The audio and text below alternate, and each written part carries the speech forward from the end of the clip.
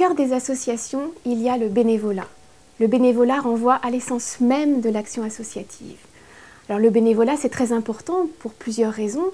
En premier lieu, le bénévolat apporte des ressources à l'organisation qu'est l'association. Des ressources en termes de temps, en termes d'énergie de la part des bénévoles, en termes de compétences.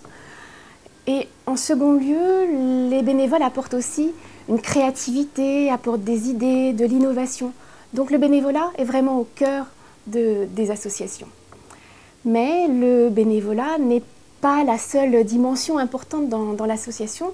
Le bénévolat doit s'appuyer sur des moyens, doit s'appuyer aussi sur une organisation.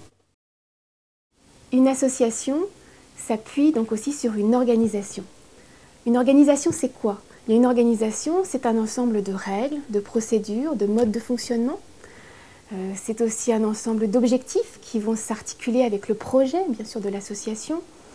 Cela renvoie aussi à un ensemble de ressources, des ressources financières, bien sûr, mais aussi des ressources matérielles, en termes de locaux, par exemple, ou des ressources en termes de personnes.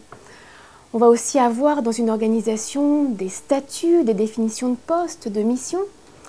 Et puis on aura aussi des valeurs, un ensemble de valeurs qui vont caractériser la culture de l'association. Et tout cet ensemble d'éléments qui constituent donc l'organisation sur laquelle s'appuie l'association, eh bien, ils vont devoir s'articuler entre eux. Il y a une certaine complexité à avoir toutes ces composantes, à les faire fonctionner ensemble.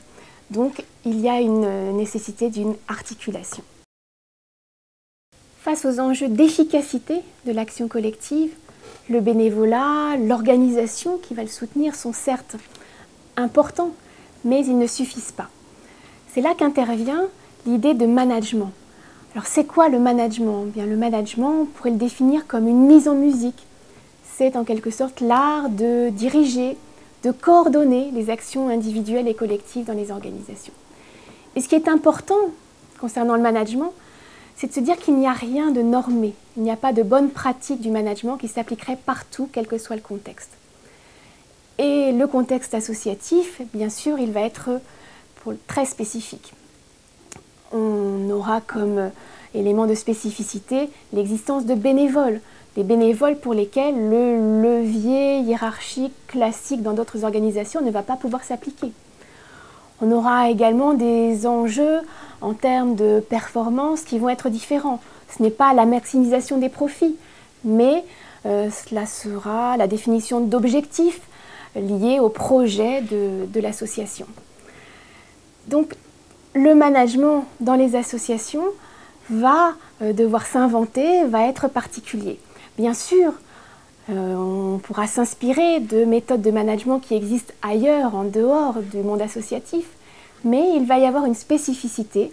Les acteurs au quotidien vont inventer leur management et la recherche pourra également les y aider.